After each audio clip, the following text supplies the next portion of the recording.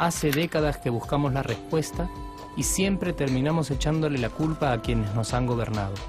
Es más fácil decir que nuestro Perú se hundió por la reforma agraria de Velasco, porque el arquitecto no le dio importancia al terrorismo, por culpa del primer gobierno de Alan y su tren cargado de inflación e inoperancia económica, por culpa del autogolpe, los Vladivideos y la corrupción en el gobierno Fujimori, por culpa de los whiskies y la hora cabana, por culpa de la mayoría de la clase política que gobernó y gobierna el Perú y que sigue viviendo en el escándalo y en la corrupción. Pero por más que querramos deslindar nuestra responsabilidad por la crisis social que asfixia al Perú, compartimos demasiados hábitos que nos hacen muy parecidos a quienes culpamos y criticamos, porque aún creemos que la criollada se tiene que celebrar como si fuera parte del orgullo nacional. Somos vivos y por eso compramos facturas para pagar menos impuestos. Ganamos los trabajos no por nuestro esfuerzo o talento, sino gracias a una pequeña coimisión. Nos colamos en la fila para que nos atiendan primero. Aceleramos en ámbar y nos pasamos la luz roja, porque así llegamos más rápido. Somos tan vivos que si no encontramos estacionamiento, nos ponemos en el espacio azul reservado para las personas con discapacidad. Robamos la señal de cable, robamos electricidad y no nos consideramos ladrones. Reclamamos que haya justicia y se acabe la corrupción, pero le pagamos 5 soles a un policía para que no nos ponga papeleta o al juez para que abogue por nuestra causa.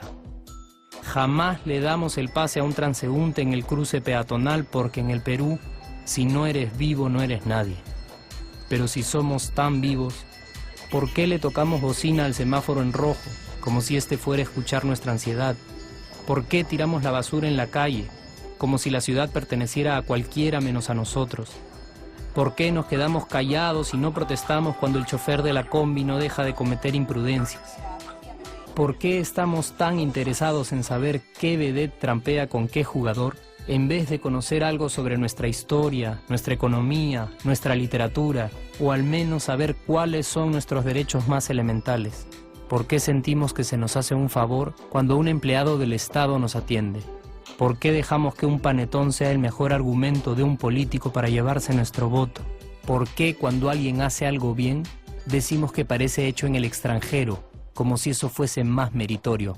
¿Por qué no nos sentimos orgullosos de nuestra diversidad cultural? ¿Y por qué, si somos tan vivos, seguimos alimentando este círculo vicioso que no nos deja avanzar como sociedad y nación?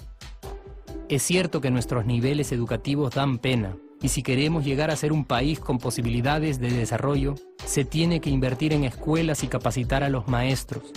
Pero ¿de qué nos servirá una buena educación fuera de casa, cuando dentro educamos a nuestros hijos dándoles el peor ejemplo? Es cierto que se necesitan medidas urgentes para frenar la ola de delincuencia y violencia que azota al país. Pero ¿de qué nos servirá pacificar las calles cuando en nuestros hogares la violencia física y psicológica parece haberse institucionalizado? Es cierto que se necesita una verdadera reforma judicial para que en el Perú se pueda hablar de justicia, pero ¿de qué servirá lograrlo cuando la mayoría de nosotros sigue avalando la ley del más fuerte, del más rico, del más vivo? Es cierto que para reducir los conflictos sociales se requiere del diálogo, pero ¿de qué nos servirá ese diálogo si seguimos pensando que dialogar es imponer nuestras ideas y no escuchar al que piensa diferente a nosotros? Es cierto que necesitamos mejores leyes de inclusión social y muchísimos más proyectos de integración, pero ¿de qué nos servirán estas leyes y proyectos si hasta el día de hoy la publicidad peruana define nuestros estratos socioeconómicos por el color de la piel y a nadie le parece raro? Si hasta el día de hoy seguimos avergonzándonos de nuestras diferencias o sintiéndonos superiores por estas mismas diferencias. Es cierto, es mucho más fácil echarle la culpa de absolutamente todo a nuestros gobernantes, pero la realidad es que el Perú se hunde en exacta proporción a esa viveza que alimentamos todos día tras día.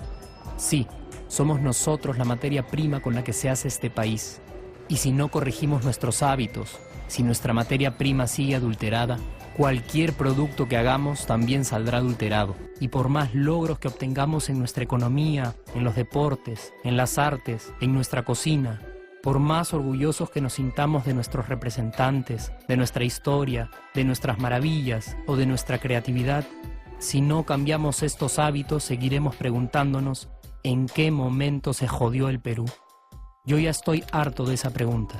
Estoy harto de ver cómo un país con tantas posibilidades y oportunidades, con tantas riquezas naturales y con tanta historia, tenga que seguir viviendo en el subdesarrollo solo porque no nos creemos capaces de vivir de otra manera. Estoy harto de que las desgracias de nuestros vecinos sean nuestro mejor consuelo. Harto de que el sí se puede sea solo una frasecita hecha para un partido de fútbol y que no podamos aplicarla en nuestra vida. Aunque te cueste creerlo, sí podemos. Claro que podemos. Pero depende de que tú y yo comencemos a trabajar en ello de una vez por todas. Porque la transformación del país hacia una nación desarrollada ya no está solo en cancha de los políticos o de los poderosos, y no está en el terreno de los milagros. La transformación del Perú está en la capacidad que tengamos de hacernos responsables de nuestros actos y de rebelarnos contra nuestra viveza. La transformación del Perú está en ti y está en mí, está en todas nuestras organizaciones y en la posibilidad de trabajar juntos con verdadera responsabilidad social. ¿Qué pasaría si cambiamos la pregunta? Si, por ejemplo, ahora te pregunto, ¿en qué momento se arregló el Perú? ¿Qué me dirías? Aunque te parezca una pregunta demasiado ingenua, tenemos que creer en ella, y la respuesta está en nuestras manos.